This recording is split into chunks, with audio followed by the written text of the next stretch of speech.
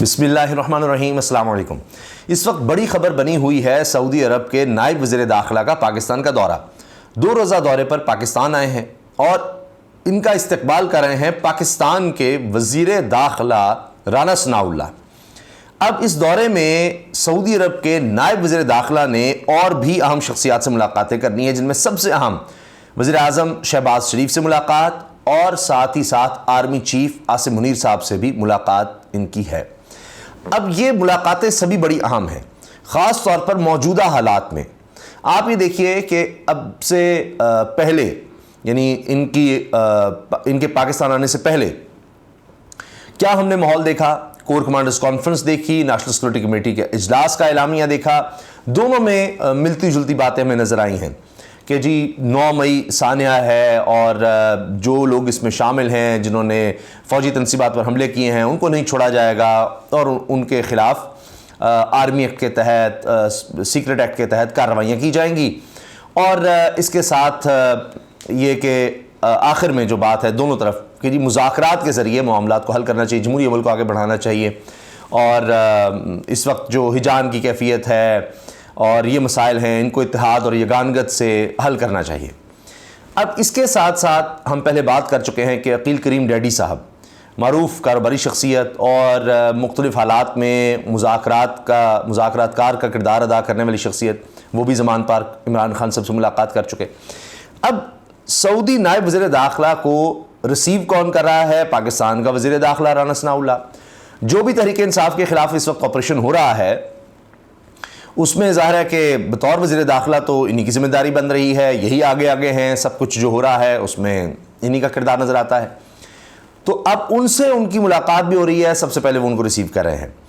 Saudi अरब के नायब वज़ीर दाखिला के पाकिस्तान आने से पहले यूएई के सदर हाईएस्ट अथॉरिटी पाकिस्तान के आर्मी चीफ को फ़ोन कॉल कर चुके हैं और ये चीज़ इंटरनेशनली रिपोर्ट हो चुकी है। सीनियर सहाफ़ी इस चीज़ को रिपोर्ट कर चुके हैं कि उसमें भी अमन व अमान की बात हुई है, नहीं 2 तरफ़ा ताल्लुकात की, वो तो ऑफिशियल स्टेटमेंट आ गई। लेकिन इसके अलावा जो बात की जा रही है वो ये कि जी मामलात को हल करने के लिए, मुज़ाकरात के लिए हम बात करने को तैयार हैं या बीच में मुसालत का किरदार अदा करने को तैयार हैं। तो पाकिस्तान के जो अहम तरीन दोस्त ममालिक समझे जाते हैं उनमें ये ममालिक शामिल हैं, सऊदी अरब भी, यूएई भी और फिर चीन भी। चीन के वज़ीर ख़ारजा अपने पहले दौरे पर पाकिस्तान आते हैं और क्या कहते हैं कि आप मुज़ाकरात के ज़रिए मामलात को हल करें, लेकिन उनके जाते ही यहाँ तो फिर और ज़्यादा हालात ख़राब हो जाते हैं। वो इमरान खान साहब की अदालत के अंदर से गिरफ़्तारी, उसके बाद हम 9 मई को हम देखते हैं जलाओ घिराओ और ये सब कुछ। अब फिर हम देख रहे हैं कि मामलात को कुछ सुलझाने की एक तरफ कोशिश है, लेकिन पकड़ धकड़ अलग से जारी है। प्लान्स तो बहुत से होते हैं, प्लान ए बी सी कई होते हैं कि अच्छा तहरीक इंसाफ को माइनस करें, तोड़ें, कोई नई जमात, जिस तरह आप देख चुके हैं माजी में बहुत दफ़ा हो चुका है कि एक मेन जमात को तोड़ के अंदर से कोई और जमात लाई जाए, कुछ किया जाए, लेकिन वो देर पा नहीं होता, वो मसाइल हल नहीं होते।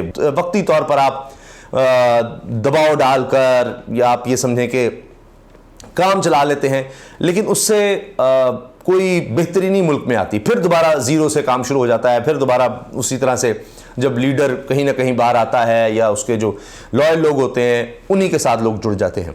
तो इस वक्त मईशत की हालत बहुत बुरी है और जिन ममालिक पर हम डिपेंड कर रहे हैं उसके लिए भी IMF को जिन्होंने गारंटी करना है कर चुके हैं कि जी हम रकम देंगे, उनमें सऊदी अरब है $2 अरब, यूएई के $1 अरब, ये गारंटी उनको आ चुकी है। बाकी चीन है और हमें मज़ीद ज़रूरत पड़नी है तो वो चीन शायद आ गया है। तो चीन के वज़ीर ख़ारजा जो कहकर गए उस पर तो अमल नहीं हो सका, वो तो चले गए। अब ज़ाहिर है चीन भी देख रहा होगा कि ये अब क्या कर रहे हैं, फिर निमटे, हमने तो जो बताना था बता दिया। और चीन ने 1971 के बाद ये पहली दफ़ा हुआ, वरना चीन की उनकी पॉलिसी है कि वो किसी के, क्योंकि हमेशा उनको इतराज़ रहा कि बाहर के मालिक हमारी पॉलिसी या चीन के अंदरूनी मामलात में दखल देते रहे और इस तरह, तो उन्होंने एक पॉलिसी बनाई हुई है जो उनके पिछले 70 साल से चल रही है कि जी किसी मुल्क के अंदरूनी मामलात में कतन बात नहीं करनी, ताकि किसी को जरूरत भी नहीं होगी हमारे भी बात करे, हमारी पॉलिसी नहीं है। तो उन्होंने 1971 के बाद अब आकर ये बात की, 71 में कहा था कि जी अपने लोगों में और दहशतगर्दों में या दुश्मनों में पहचान करें। जो हालात उस वक्त चल रहे थे। तो अब आकर भी उन्होंने जब ये बात की थी, बिलावल भुट्टो के चेहरे के तासुरात देखने वाले थे और हिना अरबानी खर साहिबा के चेहरे के तासुरात देखने वाले, जब उन्होंने कहा कि उनको लगा ये क्या हो गया, ये बात चीन ने कर दी कि जी आप मिल बैठकर मुज़ाकरात के ज़रिए मामलात को हल करें। तो अब ये लग रहा है कि अब मुख्तलिफ जगहों से ये कोशिश हो रही है, उसको आगे बढ़ाया जा रहा है। तो ये इतना आसान नहीं होगा कि जी अगर UAE कह रहा है कि जी मुज़ाकरात के ज़रिए करें, हम तैयार हैं, तो उसको कहें चले चलें, छोड़ें, हमें नहीं ज़रूरत, हम अपने मामलात को देख लेते हैं, हम तो उनके रख देंगे जी, हम तो माइनस करके रख देंगे, देखें ये सारा हमने कंट्रोल कर लिया, हमने सारे पकड़ लिए, हमने सारे उड़ा दिए, फारिग कर दिए। इसी तरह से सऊदी अरब को कहना कोई इतना आसान नहीं होगा।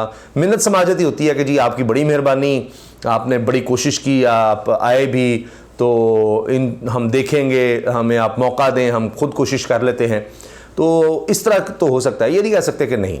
तो अब आप अगर ये भी जब इतना को ऑफ़र कर रहा है, तो अगर आप उनकी हिमायत ये समझें कि उनकी मदद नहीं लेते और ख़ुद से मामला हल कर लेते हैं, तो बहुत अच्छी बात है। कोई कहेंगे अच्छा जी चलें, हमने कहा तो था।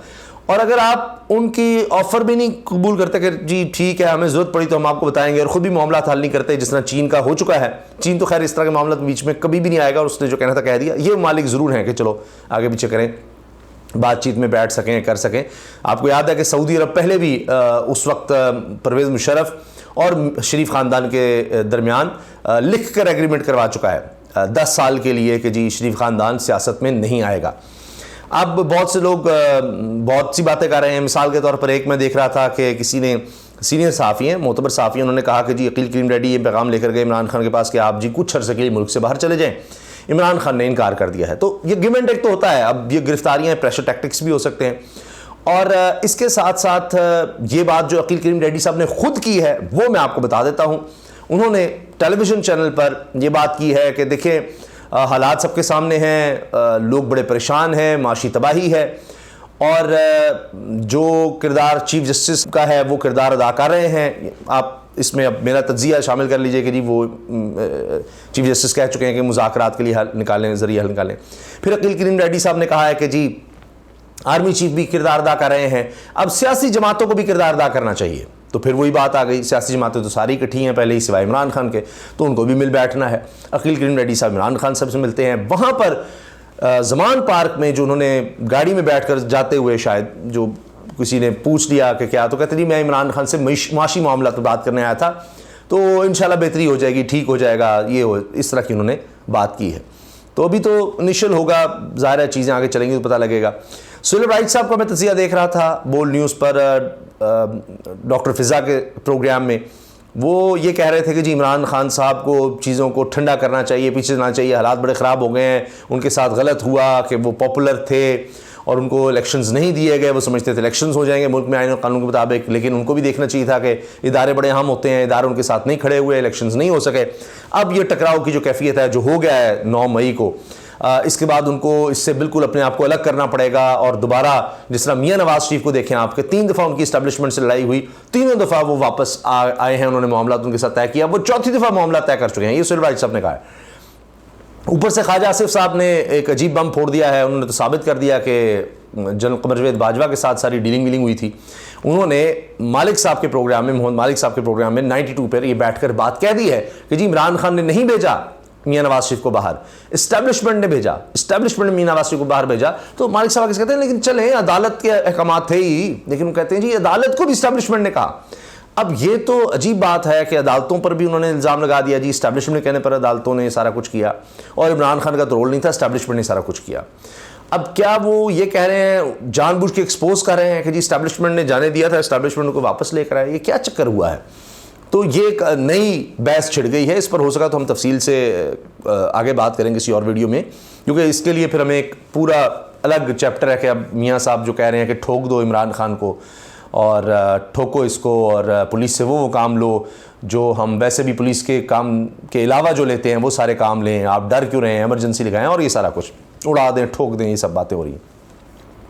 आखिर में जनाब हमारे उस्ताद हैं हबीब अकरम साहब, सीनियर सहाफ़ी हैं, बड़े काबिल एहतराम। उन्होंने हालिया वीलॉग में कुछ बातें की हैं और दिल से बात कर रहे हैं, वो बहुत दिल से बात कर रहे हैं, जिसमें वो सर सैयद अहमद ख़ान का जिक्र करते हैं, 1857 की जंग आज़ादी का। उसके बाद उन्होंने जो फिर उसके बाद लिखा, वजूहात लिखी, उसमें क्या था उस वक्त अंग्रेज़ के दौर का बताते हैं कि लग रहा था सर सैयद को मार दिया जाएगा, कि वो बता रहे हैं कि इसलिए कोई मुसलमानों का कसूर नहीं था। 1857 की जंग आज़ादी में समझा गया सिर्फ मुसलमानों का कसूर है। लोगों को पकड़ा जाता था, गिरफ़्तार किया जाता था, कहा गया जो निशानदी भी कर देगा, तो लोग अपने दुश्मनों को भी करते थे, उनको भी वो सज़ाएँ दी जाती थी, बड़ा कुछ किया जाता था और एक अजीब वो माहौल था। फिर सर सैयद खान ने समझाया, कुछ समझ भी आई, और फिर ये था कि जी फिर इस तरह से कोई चीज़ नहीं चली और 100 साल फिर अंग्रेज़ निकाल गए कि इस तरह से उनको समझ आई कि ये हमने इतने तशद्दुद की तरफ नहीं जाना और सब कुछ। अब इस पर हबीब अकरम साहब आखिर में कहते हैं कि मैं कोई मुवाजना हो ही नहीं सकता सर सैयद खान के साथ, ना मैं उतना बहादुर हूँ, ना उस तरह का लिखारी हूँ, मैं वो बातें ही नहीं कर सकता, ना समझाने वालों को मैं कुछ समझा सकता हूँ, ना बात कर सकता हूँ कि क्या है, तो उम्मीद ही कर सकता हूँ कि चीज़ों को संभाला जाएगा। तो बड़ी खूबसूरत बातें उन्होंने की हैं, हो सके तो उनका वो वीलॉग ज़रूर देखिएगा हबीब अकरम साहब का। उन्होंने फिर दिल से उसमें तमाम बातें बताई हैं। तो अल्लाह करे जनाब कि जो हमारे इस तरह के मुहिब वतन दानिश्वर हैं वो ये बातें कर रहे हैं, वो ये कह रहे हैं कि इमरान रियाज़ की रिहाई होनी चाहिए। हम लोगों को इस तरह से लापता करके, मिसिंग पर्सनस करके, साफ़ियों को, दानिश्वरों को, कारकुनों को, सियासतदानों को, जो भी आप कहें, जितने भी सेगमेंट्स ऑफ सोसाइटी हैं, जो भी बोले या जो बात करे, उसको इस तरह का ट्रीटमेंट देकर हम कोई उनके अंदर मोहब्बत उतार नहीं सकते, इज़्ज़त एहतराम उतार नहीं सकते। जिस तरह हम तौहीन पार्लियामेंट का बिल देख रहे हैं, दुनिया में कहीं नहीं है, दुनिया में कहीं नहीं है। यानी आप जिसको वोट देंगे उसको आप असल में अपने ऊपर एक शहंशाह लगाएंगे। क्या हमने आपको वोट दे दिया, अब आपसे हम सवाल नहीं करेंगे, आप बस बन गए बादशाह। अगर कहीं सवाल किया तो फिर जनाब वो आपको तौहीन पार्लियामेंट के अंदर कर देगा। दुनिया में कहीं नहीं है, दुनिया में ऐसा कोई कानून नहीं है कि अब आप जनाब मुक़द्दस गाय में, हमारे यहाँ पहले ही बहुत सी हैं तो उनमें अब ये भी शामिल हो गए जी पार्लियामेंटेरियन, कोई एक रुकन भी है उसकी भी आप जनाब तौहीन की ना आपने, तो बस आप देखिए फिर आप अंदर होंगे, जेल भी। कोई वकील, कोई अदालत भी सवाल नहीं कर सकती इस बारे में, वो ऑल इन ऑल है। बस वो पुलिस के ज़रिए आपको पकड़ेंगे, बुलाएंगे, कमेटी होगी और आपको सुनकर आपको सज़ा सुना दी जाएगी। ट्रायल हो कोई उस तरह का नहीं होगा, अदालतों में चलता है अच्छा आपको ये हक हासिल फलां फलां, नहीं, आएंगे वही फैसला करेंगे, वही जज बैठे हुए हैं कि जी आपने हमारी तौहीन की है तो हमने आपको बुलाया है और हम ही फैसला सुना रहे हैं कि आपने हमारी तौहीन कर दी, चलें जी अंदर। तो इस तरह से अब ये मुल्क में इतनी घुटन पैदा कर दी गई है, लेकिन उसमें फिर भी जिस तरह से बीज बचाव करके हबीब अकरम साहब का ही ये कमाल है कि वो बात समझा गए हैं, तो अब समझे कोई तो ये अब बाहर के ममालिक, अफसोस की बात भी है, खुशाइंद भी है एक तरह से, एक अफसोस भी है कि बाहर के ममालिक को, दोस्त ममालिक ही सही, उनको आकर बताना पड़ता है कि आप अपने आप को तबाह कर रहे हैं। और अगर आपको समझ नहीं आ रही तो फिर हम आ जाते हैं, आप पैसे मांगने तो हमसे आ जाते हैं कि बड़ी मजबूरी है, हम मांगने नहीं आए लेकिन मजबूरी है, आपने हमेशा बड़ी हमारी मदद की है तो आप भी कर दें, हम शबाना रोज़ मेहनत करके आपको लौटाएंगे और नहीं लौटा पाते। फिर ये कि जी अब मैं सोचा था मैं नहीं मांगूंगा, लेकिन आपने जिस तरह ट्रीट किया है तो अब मेरी हिम्मत हो गई है कि मैं आपसे मांग लूँ। तो ये अगर हम जिन ममालिक के आगे करते हैं तो उनकी फिर सुने भी कि वो बता रहे हैं कि आप तो तबाही कर रहे हैं अपनी, तो फिर हमारी ही सुन लें। तो काश कि हम ये नौबत ही ना आने दें और ख़ुद ही बैठकर मामलात को इस हद तक ना जाने देते, आइन पर अमल कर देते, ना आइन के ख़िलाफ़ हम अजीब व गरीब तरीके से गिरफ़्तारियाँ करते, ना लोगों को लापता करते, ना हम इलेक्शन से भागते, तो शायद इस तरह के हालात ही ना होते। अब खैर अब देखते हैं कि यहाँ से हालात को सुलझाने की उम्मीद तो है, ये ऐसी तो नहीं मुलाकातें नहीं सब हो रहा, लेकिन अभी भी अगर नहीं किया जाता तो फिर पिछले 13 महीने हमारे सामने ही हैं। तो देख लीजिए जो लोग साहिब इख्तियार हैं वो इस चीज़ को कितना अरसा और चलाना चाहते हैं, कितना और देखना चाहते हैं कि अच्छा मईशत तबाह तो हो रही है, देखते हैं कि कोलैप्स किस तरह से होता है, डिफ़ॉल्ट क्या होता है, ज़रा वो भी देख लें। तो सब ममालिक कह लें, प्रेडिक्शंस कह लें, सब ये समझा तो रहे हैं कि आप डिफ़ॉल्ट के बिल्कुल करीब तरीन, और दुनिया में इस वक्त सबसे ज़्यादा ख़तरा पाकिस्तान में है। तो अगर वो भी देखना चाहते हैं तो वो भी शौक़ पूरा कर लें, कोई कसर रह ना जाए। जरदारी साहब तो कह चुके हैं कि डिफ़ॉल्ट क्या होता है, बड़े मुल्क डिफ़ॉल्ट कर चुके हैं। तो अगर वो देखना चाहते हैं, इस कौम को दिखाना चाहते हैं एक सियासी क्राइसिस के बाद एक माशी क्राइसिस के बाद, आइनी क्राइसिस के बाद, अब तो मैं समझता हूँ अखलाकी क्राइसिस है। जिस तरह औरतों को लापता किया गया है, जिस तरह वो टॉर्चर हम देख रहे हैं, तो अखलाकी क्राइसिस भी हो गया है, माशरे में तबाही हो गई है, तो कुछ नहीं बचा। तो अब ये डिफ़ॉल्ट भी है, अखलाकी डिफ़ॉल्ट तो हो गया है, तो अब माशी डिफ़ॉल्ट इसको वैसे कहते हैं, यानी प्रॉपर टेक्निकली। वैसे तो हमारे पास रकम भी नहीं रही कि हम अपनी ज़रूरियात की चीज़ें ले सकें, लेकिन अब कर्ज़ों की वापसी का जो इंटरनेशनल एक लैंग्वेज है डिफ़ॉल्ट की, अगर आप उस दिवालियापन को देखना चाहते हैं तो शौक़ पूरा कर लें, वरना ये आखिरी उम्मीद मैं कह सकता हूँ कि उससे पहले, डिफ़ॉल्ट से पहले ये आखिरी उम्मीद है जो ये चाहे नायब वज़ीर दाखिला सऊदी अरब के हों, यूएई की कॉल हो, चीन पहले कर गया, और ये किलकिन डैडी साहब जो आए हैं, ये सब तो अंदरूनी तौर पर भी तो लगता है कोशिशें हो रही हैं। देखते हैं, अच्छी उम्मीद रखनी चाहिए। अल्लाह हाफ़िज़।